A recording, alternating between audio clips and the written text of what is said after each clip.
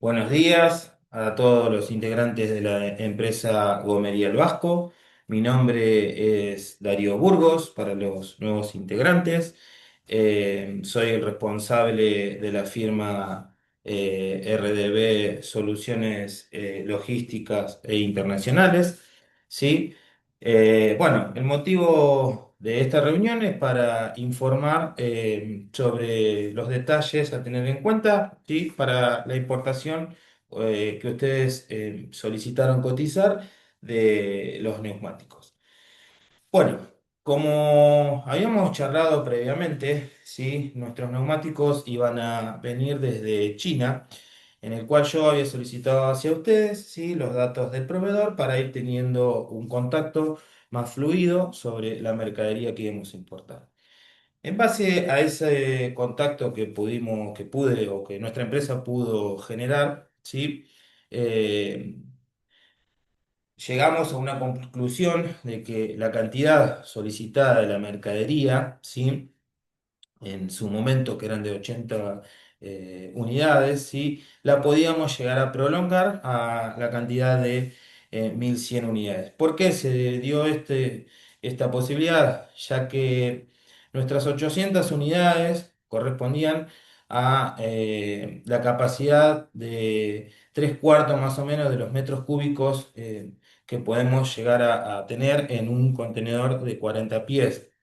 Entonces, ese volumen que nos quedaba incompleto, podíamos llegar a traerlo completamente, ¿sí? Si incrementábamos nuestra capacidad de compra a 1000 o 1100 unidades. A su vez, ese contacto que logramos hacer eh, provocó de que ese aumento de cantidad tengamos un descuento significativo en nuestra compra. Por eso, ese análisis es bastante conveniente a la hora de tomar diferentes determinaciones y relaciones de costo y beneficio de nuestra importación. Cuestión que vamos a detallar más adelante.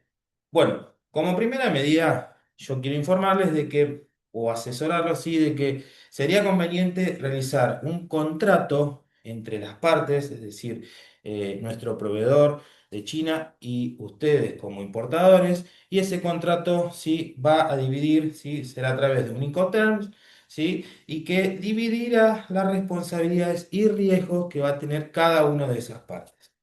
Eh, Existen varios Incoterms, nosotros vamos a nombrar tres, o yo les voy a explicar tres, para que tengan una relación y comprendan un poquito más de esta división de responsabilidades y riesgos. Tenemos por un lado el Incoterm Export, ¿sí?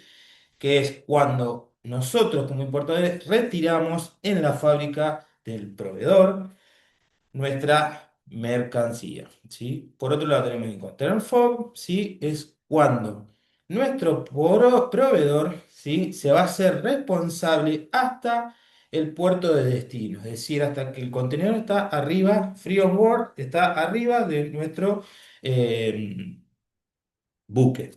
Y otro, Incoterm será el CIF, es cuando la responsabilidad va a ser por cuenta del proveedor hasta que el contenedor llegue al puerto de destino. Como recomendación, ¿sí? Mía será que utilicemos el Incoterm FOB. ¿Por qué? Porque si utilizamos ¿qué pasa? Utilizamos Export, nosotros nos tendríamos que hacer cargo de retirar el contenedor desde la fábrica, pero necesitaríamos conocer más las reglamentaciones para realizar ese traslado interno, ¿sí? Hasta llegar desde la fábrica hasta el puerto de China, es decir, tendríamos que tener un poquito más de conocimiento sobre toda esa documentación interna a presentar en China. Entonces, retirar con FOB, esos gastos serían eh, realizados a través de nuestro proveedor y nosotros sí podríamos ya tener el contenedor arriba de nuestro buque. Y nos da la particularidad de que podamos contratar por nuestra cuenta nuestra naviera, podamos realizar un seguimiento logístico de nuestra carga y a su vez también determinar el costo de nuestro flete por cuenta nuestra, ¿sí? Y decidir el monto a pagar. Cuando hablamos de seguro, ¿sí? También es un requisito no obligatorio, pero sí muy importante a tener en cuenta. ¿Por qué? Porque supongamos que tenemos un siniestro con nuestra mercancía en el traslado y perderíamos el total o la parcialidad de nuestro contenido. Por eso mi recomendación es también contratar un seguro para estar salvaguardados ante esa eventualidad. Bueno. Una vez realizado ya o tener determinado este contrato, sí, comenzaremos ya con la parte documental o lo que desde nuestra empresa deberemos pedirle a nuestro proveedor. Como primera medida, nosotros como despachantes solicitaremos los documentos, ya sean la factura comercial, muy importante, sí, el packing list, que nos va a determinar la cantidad o el peso o cómo va a venir distribuida nuestra carga dentro del contenedor, ¿sí? El certificado de origen, ¿sí? Y a nuestra naviera solicitaremos el BL, ¿sí? Que será el documento que nos va a acreditar, ¿sí? Que la mercadería fue embarcada, es el contrato de transporte entre nosotros como importadores para con la naviera. Y también otra parte muy importante es nuestro título de propiedad de la mercadería. Es a quién está o quién es el dueño de esa mercadería a la hora de tener que retirarla o realizar cualquier tipo de trámite ante la aduana. Bueno, nosotros como despachante, como decíamos, vamos a preparar o solicitar toda esa documentación previa. ¿Para qué? Para ir ahorrando los tiempos logísticos y de documentación a la hora de que nuestro embarque llegue y no tener que correr con imprevistos, ¿sí? Que terminen provocando demoras y por ende mayores costos. Otra de las cosas importantes que tenemos que realizar en base a nuestro producto es realizar la clasificación arancelaria de nuestra mercadería, ¿sí? ¿Eso que nos va a dar? Nos va a determinar los impuestos o materia tributaria que debamos afrontar, ya sean derecho de importación, tasa estadística, IVA general, ganancias, ¿sí? Y también nos va a determinar las reglamentaciones técnicas que debamos cumplir o las restricciones y a su vez la aplicación de los terceros organismos que van a intervenir en nuestra importación de ese producto, ¿sí? Bueno, en base a esa clasificación podremos obtener los cálculos, como yo les había informado anteriormente.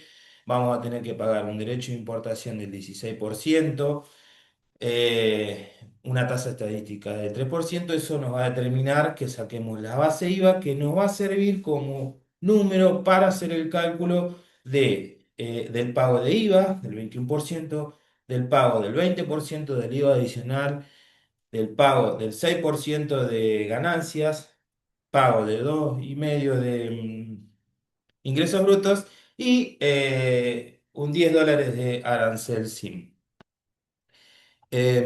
Bueno, una vez, eso es para hacer la destinación, sí, de nuestra mercadería a consumo, que va a ser para comercialización en el mercado interno. Una vez llegado el buque y has presentado toda esa documentación, se realizará, ¿sí? La liberación a plaza, es decir, ya nacionalizamos nuestra mercadería y va a estar lista para la comercialización. Bueno, volviendo al inicio de nuestra conversación, cuando hablábamos de que íbamos a importar 800 unidades y luego pudimos ampliarlo a 1.000 para obtener un beneficio económico de que el valor sería, del precio unitario sería mucho menor, y a su vez ocupar la capacidad de nuestro contenedor, yo les hablé de que tenía una propuesta en base a charlas previas que habíamos tenido con Jorge, ¿sí? De que él tenía conocidos, bueno, tenía cadenas de otras gomerías también, mi propuesta sería de que la mercadería sea ingresada a una zona franca. ¿Qué es una zona franca? ¿Sí? Para que ustedes lo entiendan, es un área delimitada dentro del territorio aduanero nacional, ¿sí? En el cual tiene un tratamiento especial, ya sea en materia tributaria y aduanera. Es decir, que yo puedo ingresar la mercadería, no nacionalizarla para la comercialización en el mercado interno, ¿sí? Pero puedo ingresarla ¿para qué? Para no tener que pagar el total de los tributos, es decir, IVA, ganancias, derecho de importación, en la primera. Es decir, yo puedo optar por decidir por qué hacer, en donde en la zona franca voy a poder almacenarla, voy a poder reubicarla, es decir, voy a poder vender por partes, por unidades, puedo tener otro tratamiento, ¿sí? Y no tener que desprenderme de todo ese capital económico si yo no tengo una decisión clara en el momento. Y a su vez puedo transferir parte de esa mercadería a otro comprador, ¿sí? Yo se la puedo vender internamente en donde él tendrá que hacer sus tratamientos y su presentación de documentación para poder nacionalizar la mercadería por su cuenta. Dicho esto, ¿cuáles son los pasos a seguir? Una vez que la mercadería llega al puerto de Buenos Aires, ¿sí? Deberé solicitar un tránsito, ¿sí? De importación de esa mercancía hacia la zona franca. No es que me llega el contenedor y bueno, lo cargo en el camioncito y me voy a donde quiero. No, no, no. Lo que tenemos que hacer es solicitar a aduana a través de la presentación del formulario TR-04, ¿sí? El tránsito de importación, por el cual la mercadería todavía nos van a habilitar ese recorrido, pero la mercadería todavía va a permanecer bajo el control aduanero hasta llegar a zona franca. ¿Sí? Una vez que arriba de esa mercadería se verificará toda la documentación, que los precintos hayan estado eh, sin haberlos violentado ni nada, y se presentará, ¿sí? O se oficializará ese arribo a través del formulario ZF-15. Bueno, les tengo que informar que para poder ingresar una mercadería a zona franca, debemos ser usuarios. Cuando decimos debemos ser usuarios de una zona franca, podemos ser usuarios directos o indirectos. Cuando hablamos de usuario directo, quiere decir que nosotros tenemos que haber celebrado un contrato con la gente que esté administrando en ese momento la zona franca, ¿sí? Por el cual mediante ese contrato tengamos la posibilidad de hacer uso de todas las instalaciones, galpones para realizar nuestra descarga y todo el procedimiento logístico que necesitemos en base a nuestra mercadería.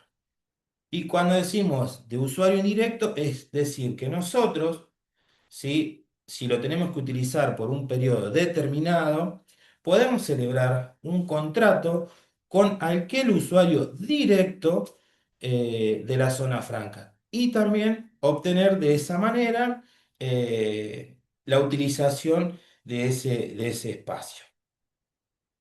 Bueno, una vez logrado todo esto, supongamos que podemos hacer la venta o necesitamos hacer la venta parcial de nuestra mercancía a un posible comprador. ¿Qué necesitamos? Yo le puedo vender la cantidad que sean necesarias, ¿sí? Con el valor que yo haya optado, ¿sí? A eso tenemos que calcularle los costos de flete, seguro y otros costos logísticos que hayamos afrontado, ¿sí? En el cual el otro usuario también tenga su beneficio económico porque no tuvo que hacer todo ese traspaso, ese contacto con el proveedor, estar inseguro de la que mercadería haya llegado.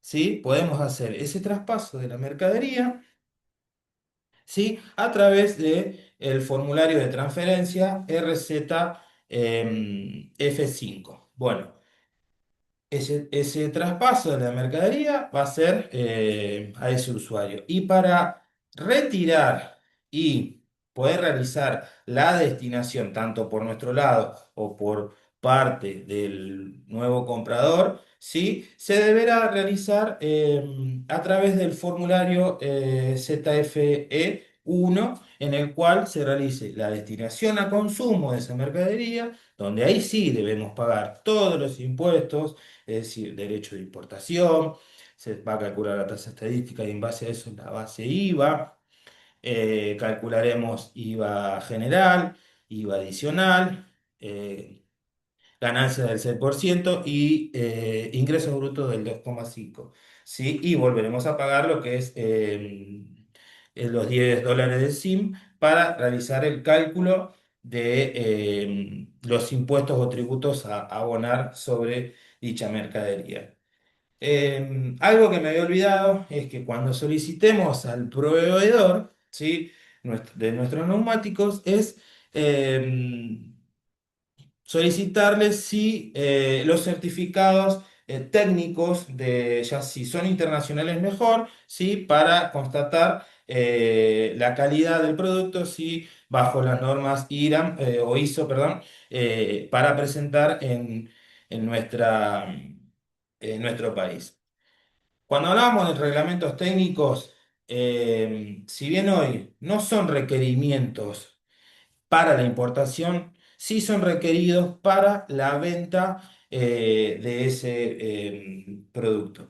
Cuando hablamos de requerimientos técnicos, son requerimientos sí para la seguridad y la calidad del consumidor, ¿sí? La seguridad del consumidor y que el producto cuente con cierta calidad. No todos los productos necesitan presentar reglamentaciones técnicas, ¿sí? Por ejemplo, necesitamos para artefactos eléctricos, de seguridad eléctrica, para nuestro caso son el chas, ¿sí? Que son para seguridad del automotor, seguridad vial, ¿sí? En el caso, como les explicaba, podemos hacer el ingreso hoy de esa mercancía sin presentar el certificado chasis de reglamentaciones técnicas.